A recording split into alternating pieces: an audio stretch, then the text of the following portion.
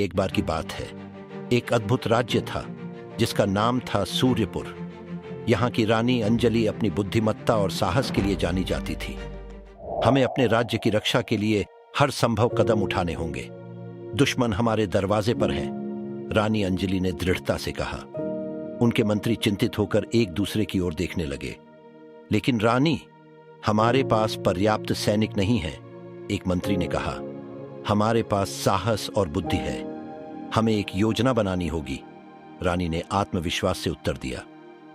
राज्य की सुरक्षा की चिंता करते हुए दुश्मन का राजा कर्णवीर अपने सैनिकों के साथ महल पर हमला करने आया। मैं इस राज्य को अपने अधीन करूंगा, उसने कहा। आप कभी सफल नहीं होंगे कर्णवीर, रानी अंजलि ने उत्तर दिया और अपनी योद्धाओं को संगठित करके युद्ध की तैयारी करने लगी। युद्ध की घड़ी आ गई और रानी अंजलि अपने सैनिकों को प्रेरित करती है। हम यहाँ अपने लिए नहीं बल्कि अपने भविष्य के लिए लड़ रहे हैं, उन्होंने कहा। युद्ध शुरू हुआ। रानी अपनी तलवार उठाकर दुश्मनों पर हमला करती है, लेकिन युद्ध के बीच में रानी को एक गुप्त सूचना मिली। रानी, कर्णवीर ने आपके विश्वास पात्र को खरीद लिया है, एक गुप्तचरी ने फुसफुसाया। क्या? यह हमारे लिए बड़ा खतरा है, रानी ने चिंतित होकर कहा और अपने विश्वास पात्र की तलाश में निकल पड़ी। उन्होंने वीरेंद्र को एक गुप्त स्थान पर पाया।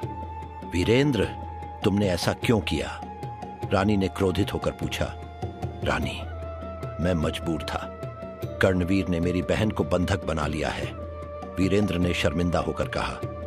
रानी ने उसकी बात सुनकर थोड़ी नरम पड़कर कहा, हमें एक और योजना बनानी होगी।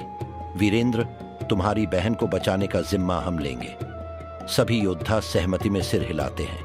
रानी और उसके योद्धा दुश्मन की छावनी पर हमला करते हैं।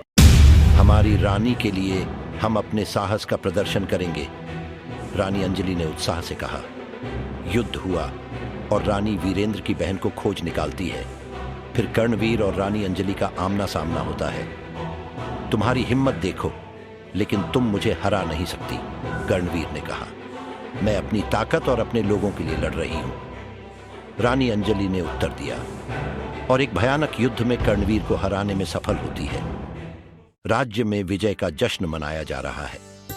हमने आज न केवल युद्ध जीता है बल्कि अपने सम्मान और आजादी को भी, रानी ने खुशी से कहा। वीरेंद्र अपनी बहन के साथ रानी का आभार व्यक्त करता है। रानी, आपने हमारी जान बचाई, वह आंसुओं के साथ कहता है। रानी अंजलि अपने लोगों के सामने खड़ी हैं। आज हम एक नई शुरुआत कर रहे हैं, हम एकजुट होकर अपने राज्य को आगे बढ़ाएंगे, उन्होंने कहा। लेकिन तभी अचानक एक दूत आता है। रानी, एक और बड़ा खतरा आ रहा है, रानी का चेहरा गंभीर हो जाता है।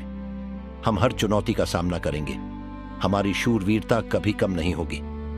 सभी योद्धा उत्साह से जय हो कहते हैं और इस तरह रानी अंजलि ने न केवल अपने राज्य की रक्षा की बल्कि अपने लोगों के दिलों में एक नया विश्वास भी जगाया। उसकी कहानी साहस और समर्पण की मिसाल बनी जो हमेशा लोगों के दिलों में जीवित रहेगी। कहानी खत्म होती है